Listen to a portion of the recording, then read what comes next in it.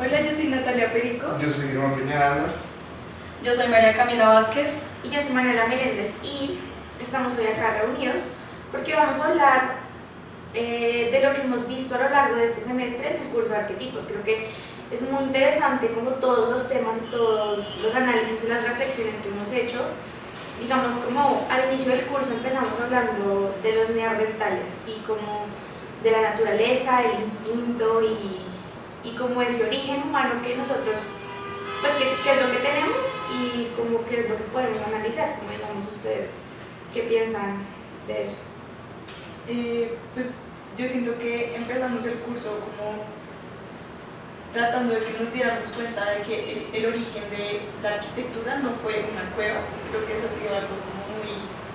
pues que se ha resaltado mucho en las clases, que todos en un principio nos dijeron dibujen la arquitectura del origen y todos llegamos con una cueva o con una piedra o con lo que sea y todos llegábamos a la misma conclusión de que todos hacíamos arquitectura por no mojarnos, y creo que está muy claro como que los neandertales tenían sus ritos y sus costumbres y diferentes tipos de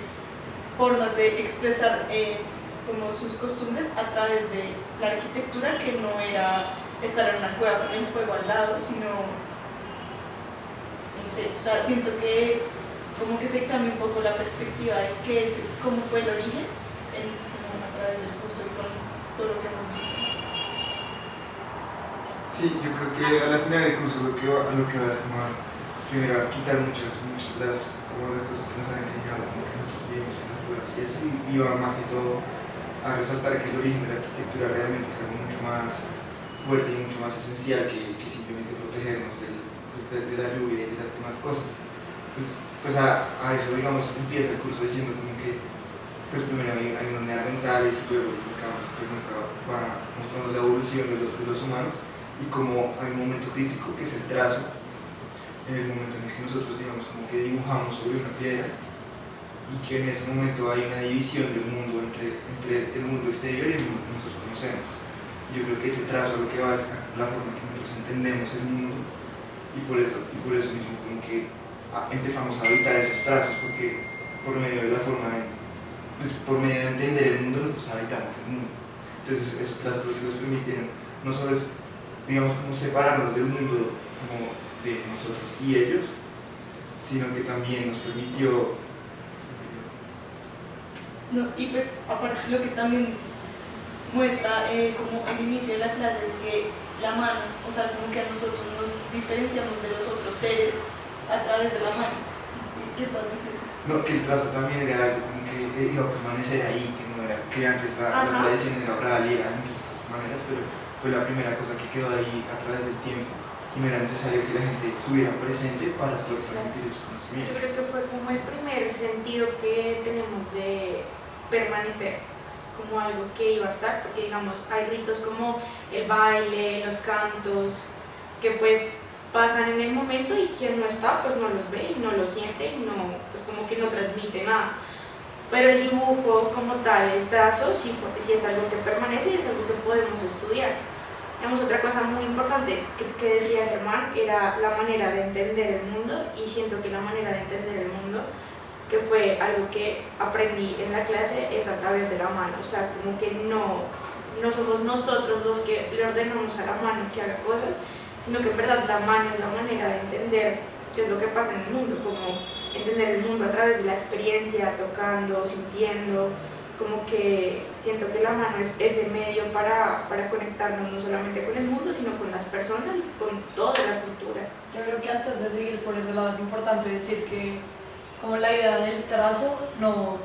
es solo como la forma de permanecer y además, sino que algo muy importante de eso es que es como el momento en el que ya dejamos de ser instintivos y empezamos como a entender las cosas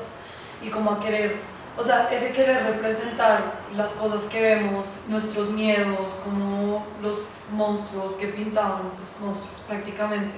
como veían a los animales, es una forma de empezar a entender el mundo y como razonar sobre él y darse cuenta de que me tengo que alejar y ya no hacerlo tanto por un instinto, sino porque entendemos qué es lo que está pasando, y eso me parece muy interesante porque de ahí empiezan a poner sus dibujos, todo esto va más allá del aula, como que ya no es solo que yo te diga como ten cuidado, sino que tenemos esa imagen muy presente.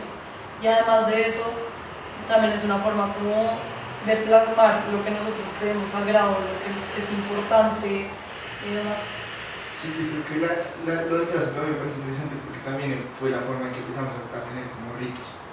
Y no solo es importante porque pasa en todo, pues en todo el mundo, o sea, es algo como general en en todas las especies,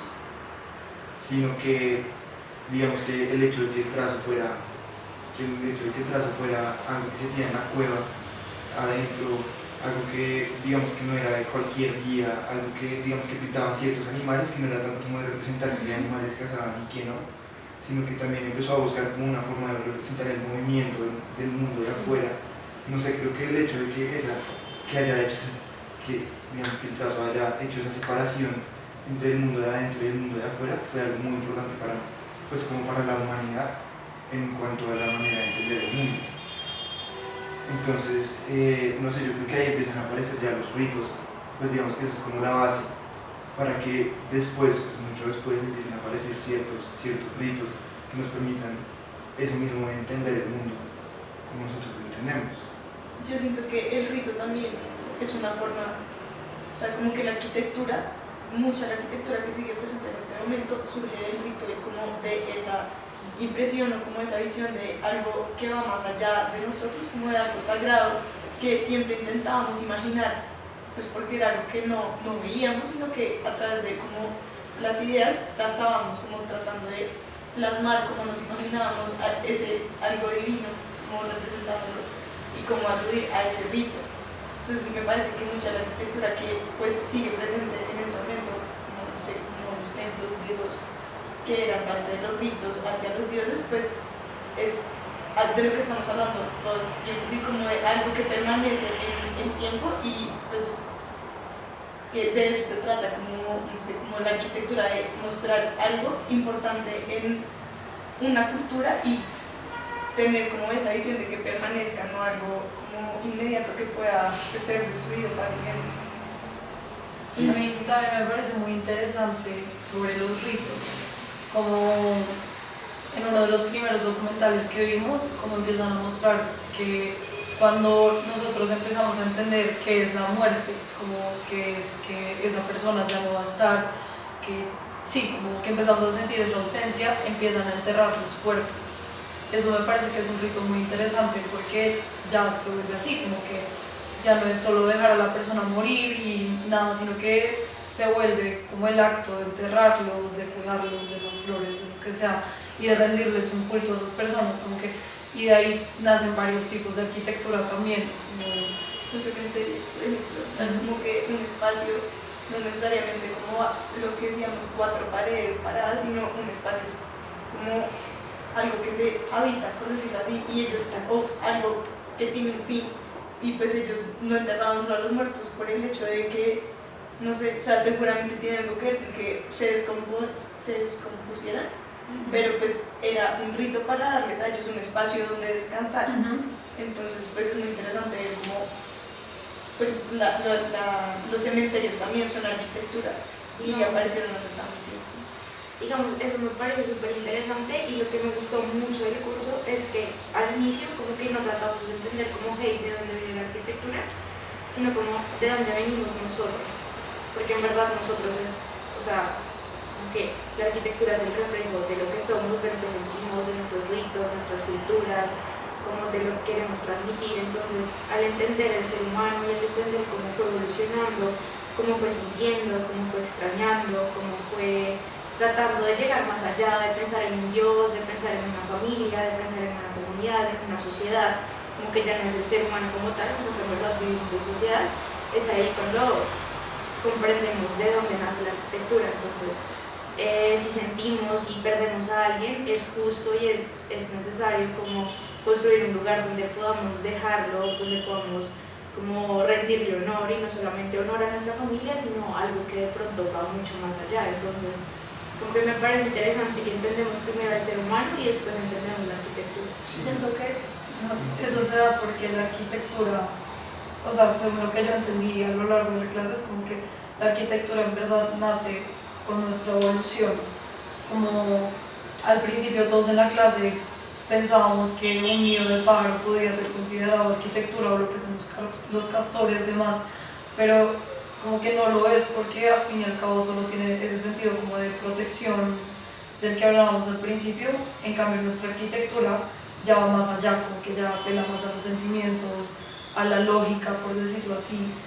y por eso yo creo que en verdad es algo que nace con nosotros. Sí, yo creo que al final la arquitectura no solo es algo que nace con nosotros, sino que es algo completamente cultural, que dependiendo de que depende completamente de nuestro entendimiento del mundo. Entonces, digamos que sí hay cosas cosmológicas, como vimos en la clase, que era como la división de cielo, tierra, reinos mortales, y cómo esa división de cielo, tierra, digamos, como esa separación que después se teje, es lo que hace la cultura, y yo creo que la arquitectura al final es lo que representa, es esa cultura que tiene cada sociedad. Entonces, digamos, para mí ahí entra todo lo que tiene que ver como lo que vimos al final de cómo se hacía una maloca, hasta como la arquitectura, como lo que vimos de que la imprenta podía reemplazar la arquitectura. Yo creo que esa es una visión de que la arquitectura es algo completamente cultural, que nos refleja a nosotros como humanos, pero que tiene algo en común como en todas las culturas. Y digamos eso lo podemos ver cuando hablábamos de como los trazados de las ciudades y de cómo es, o sea, es impresionante ver cómo diferentes culturas piensan que el centro de la ciudad es como algo muy importante, igual que las malocas, como que el centro de la maloca era la parte más importante de esa sociedad. Entonces es muy interesante ver cómo la arquitectura sí tiene una cuestión como universal, como cosmológica, y es, por ejemplo, eso, que digamos las ciudades de Occidente, aunque sean reticulares, llegan a un centro que es la iglesia y es la parte más importante de la ciudad, al igual que en Oriente, que pues, son las formas de las vandales, que al mismo tiempo llegan a un centro de la ciudad y es el punto más importante de la ciudad. Sí, se vuelve como lo que hablábamos, un tipo de laberinto, más o menos, que es ir por como las ciudades en búsqueda de un centro, y eso no solo se podía ver en las ciudades, sino como